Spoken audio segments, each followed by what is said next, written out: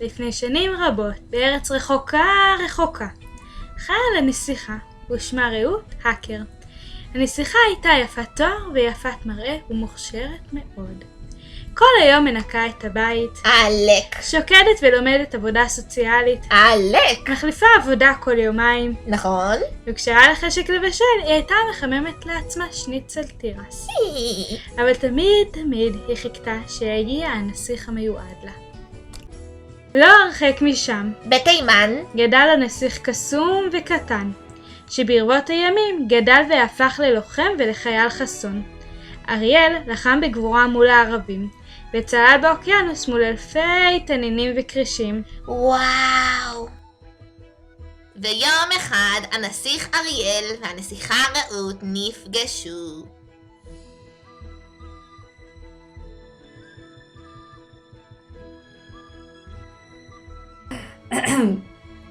רעות, תקשיבי, אני צריך לדבר איתך על משהו. חשבתי על זה מה? תראי, אני אוהב אותך, את אוהבת אותי, אז בואי פשוט נתחתן. חיים משותפים ביחד. הקמות משפחה, את יודעת. זה יהיה ממש כיף. זה יהיה גם אחלה. אז תהיי עובדת סוציאלית. אני אטפל בבעלי חיים. מה, להתחתן? כן! נלד מלא ילדים תימנים חמודים. שמחי עליי. תהי קרובה לאשקלון. אני אשתדל לחזור מהצבא מתי שאוכל. להתחתן? אני ואתה? וואו. כן. מה, אבל תמיד רציתי ילדים בלונדינים. אוי. נו, בלי לחץ. טוב, אני אגיד לך מה נעשה. בואי, אני אקח אותך למרכז שפירא. וואו, זה מרכז שפירא? כן, אריאל, אני מסכימה. וואו! היי! אני לא מאמינה, אני ואריאל מתחתנים. אוי, אני צריכה להתקשר לבטם, ולמשי, ולרבקה, ולליאת, ולרינה, יואו, אנחנו מתחתנים! למה כולם כל כך שמחים? מה מיוחד בזה הלילה? למה כולם משתוללים ומעיפים ידיים עד למעלה?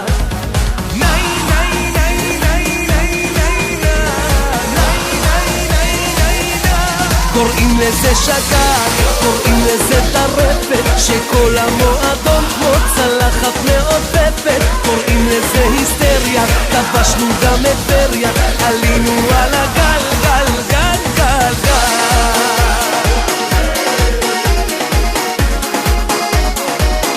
טוב, תקשיבו טוב, כולם ידיים באוויר, זה משוגע כל מה שקורה פה.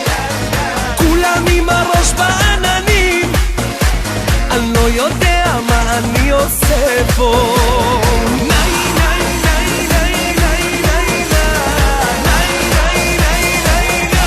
קוראים לזה שגר, קוראים לזה טרפת, שכל המועדון כמו צלחת מעופפת. קוראים לזה היסטריה, כבשנו גם את טבריה, עלינו על הגל, גל, גל, גל, גל. קוראים לזה שגר, קוראים לזה טרפת, שכל המועדון כמו צלחת מעופפת. קוראים לזה היסטריה, כבשנו גם את טבריה, עלינו על הגל, גל, גל, גל, גל, גל, גל, גל.